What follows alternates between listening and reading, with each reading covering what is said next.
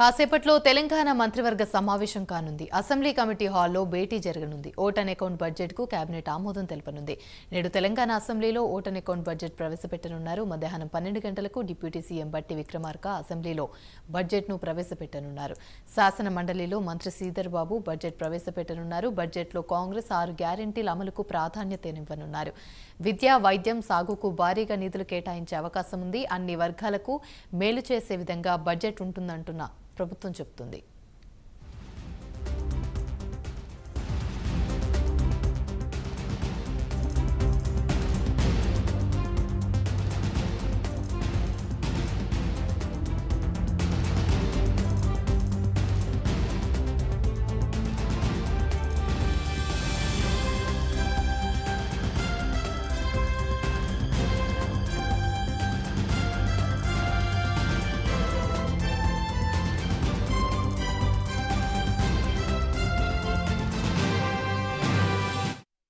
కాసేపట్లో తెలంగాణ మంత్రివర్గ సమావేశం కానుంది. అసెంబ్లీ కమిటీ హాల్లో భేటీ జరగనుంది. ఓటన్ అకౌంట్ బడ్జెట్కు కేబినెట్ ఆమోదం తెలపనుంది. నేడు తెలంగాణ అసెంబ్లీలో ఓటన్ అకౌంట్ బడ్జెట్ను ప్రవేశపెట్టనున్నారు. మధ్యాహ్నం 12 గంటలకు డిప్యూటీ సీఎం బట్టి విక్రమార్క అసెంబ్లీలో బడ్జెట్ ప్రవేశపెట్టనున్నారు. శాసన మండలిలో మంత్రి శ్రీధర్ బాబు బడ్జెట్ ప్రవేశపెట్టనున్నారు. బడ్జెట్లో కాంగ్రెస్ 6 గ్యారెంటీల అమలుకు ప్రాధాన్యతనివ్వనున్నారు.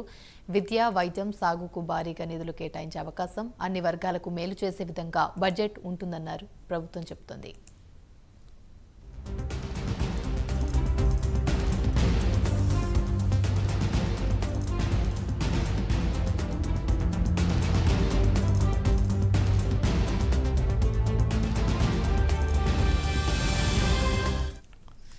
రైట్, ఇక ఇదే అంశానికి సంబంధించి మరిన్ని వివరాలు మా ప్రతినిధి నాగేంద్ర లైవ్ ద్వారా అందిస్తారు. నాగేంద్ర, చెప్పండి, కాసేపట్లో తెలంగాణ మంత్రివర్గం సమావేశం కానుంది.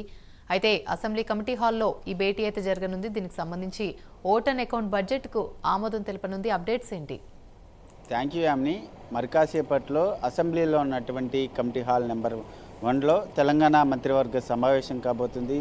ఈ సమావేశం మధ్యాహ్నం 12 గంటలకి అసెంబ్లీలో పెట్టేటటువంటి ఓటాన్ అకౌంట్ బడ్జెట్కి సంబంధించినటువంటి ఆమోద ముద్ర వేయడానికి ప్రస్తుతం ఈ కేబినెట్ సమావేశం జరగబోతుంది. ఇప్పటికే డిప్యూటీ సీఎం ఆర్థిక శాఖ మంత్రి అయినటువంటి బట్టి విక్రమార్క తన నివాసంలో బడ్జెట్కి సంబంధించి ప్రత్యేక పూజలు నిర్వహించిన అనంతరం ఆయన నివాసం నుండి ప్రస్తుతం అసెంబ్లీకి బయలుదేరినటువంటి పరిస్థితి ఉంది. మరి కాసేపట్లోనే మంత్రివర్గ సభ్యులంతా కూడా ప్రస్తుతం అసెంబ్లీకి ఒక్కొక్కరుగా చేరుకుంటున్నటువంటి పరిస్థితి అయితే కనిపిస్తుంది. మరి కాసేపట్లో అసెంబ్లీలో ఉన్నటువంటి కమిటీ హాల్ నెంబర్ 1లో కేబినెట్ సమావేశం అవబోతుంది. ఈ సమావేశంలో మన బడ్జెట్కి సంబంధించినటువంటి అంశంపైన చర్చించడంతో పాటు ఆ బడ్జెట్కి కేబినెట్ ఆమోద ముద్ర వేయబోతారు. ముఖ్యంగా మధ్యాహ్నం 12 గంటలకి అసెంబ్లీలో ఆర్థిక శాఖ మంత్రి బట్టి విక్రమార్క బడ్జెట్ను ప్రవేశపెట్టబోతుండగా, అదేవిధంగా శాసన మండలిలో శాసనసభ వ్యవహారాల మంత్రి అయినటువంటి దుద్దిల్ల శ్రీధర్ బాబు బడ్జెట్ని ప్రవేశపెట్టబోతున్నారు. ఈ ఓటాన్ అకౌంట్ బడ్జెట్కి సంబంధించి గత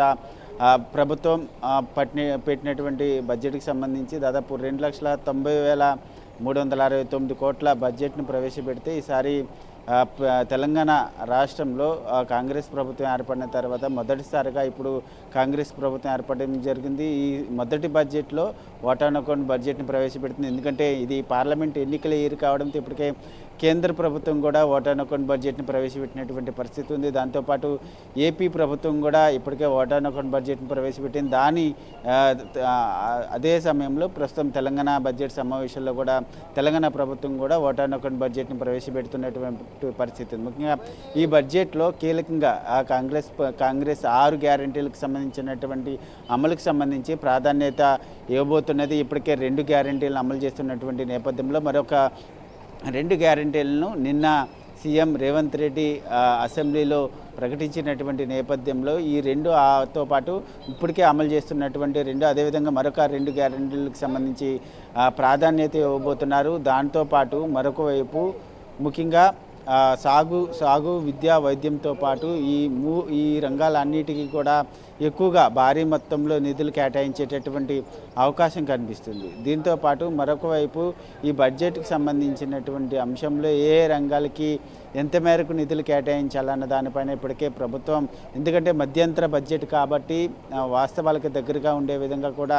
బడ్జెట్లో నిధులు కేటాయించాలనేటటువంటి అంశాన్ని ప్రభుత్వం ఇప్పటికే ఆర్థిక శాఖకు ఆదేశించినటువంటి నేపథ్యంలో ఆ దిశగానే ప్రస్తుతం బడ్జెట్ ఉండేటటువంటి అవకాశాలు కనిపిస్తున్నాయి. దాదాపు 3 లక్షల లోపే ఈ బడ్జెట్ ఉండేటటువంటి అవకాశాలు అయితే కనిపిస్తున్నటువంటి పరిస్థితి కనిపిస్తుంది. ముఖ్యంగా దీంతో పాటు మరొక వైపు తెలంగాణ రాష్ట్రంలో ఇప్పటివరకు కూడా సంక్షేమానికి సంబంధించినటువంటి అంశంతో పాటు మరొక వైపు అభివృద్ధి, అదేవిధంగా ఇప్పటివరకు కూడా అన్ని వర్గాలకు కూడా మేలు చేసే విధంగా కూడా ఈ బడ్జెట్ను రూపొందించాలంటూ కూడా ప్రభుత్వం చెప్పినటువంటి నేపథ్యంలో ఆర్థిక శాఖ కూడా ప్రస్తుతం ఆ దిశగానే కసరత్తు చేసి ప్రస్తుతం బడ్జెట్ను అయితే రూపొందించినటువంటి పరిస్థితి అయితే కనిపిస్తుంది. మధ్యాహ్నం 12 గంటలకి ఆర్థిక శాఖ మంత్రి బట్టి విక్రమార్క బడ్జెట్ని ప్రవేశపెట్టిన తర్వాత ఏ రంగాలకి ఎంత మేరకు నిధులు కేటాయించారు, అదేవిధంగా ఏ శాఖలకు సంబంధించినటువంటి అంశంలో అన్నిటికి సంబంధించి ఒక క్లారిటీ వచ్చేటటువంటి అవకాశం కనిపిస్తుంది. ముఖ్యంగా ఈ అసెంబ్లీలో ప్రకటించినటువంటి 2 గ్యారంటీలకు సంబంధించి ఒకటి 200 యూనిట్ల ఉచిత విద్యుత్కు సంబంధించి దాదాపు 4,000 కోట్లకు పైగా కూడా బడ్జెట్లో నిధులు కేటాయించాల్సినటువంటి అవసరం ఉంది. దాంతోపాటు మరొక వైపు 500కే గ్యాస్ సిలిండర్కి సంబంధించినటువంటి అంశంలో కూడా భారీగా నిధులు కేటాయించాల్సినటువంటి పరిస్థితి ఉంది. దీంతోపాటు మరొకవైపు ఇప్పటికే కాంగ్రెస్ మేనిఫెస్టోలో అనేక అంశాలను పొందుపరిచినటువంటి నేపథ్యంలో గత ప్రభుత్వం కళ్యాణ లక్ష్మికి సంబంధించినటువంటి అంశంలో ₹1,00,000 ఇవ్వడంతో పాటు మరొకవైపు ఈ ప్రభుత్వం మాత్రం కళ్యాణ లక్ష్మికి సంబంధించి ₹1,00,000 పాటు మరొకవైపు తులం బంగారం ఇలాంటి హామీలు ఇచ్చినటువంటి నేపథ్యంలో ఏటికి ఎంత మేరకు నిధులు కేటాయిస్తారన్నది మాత్రం చూడాల్సినటువంటి అంశంగా కనిపిస్తుంది. Right, thank you Nagendra.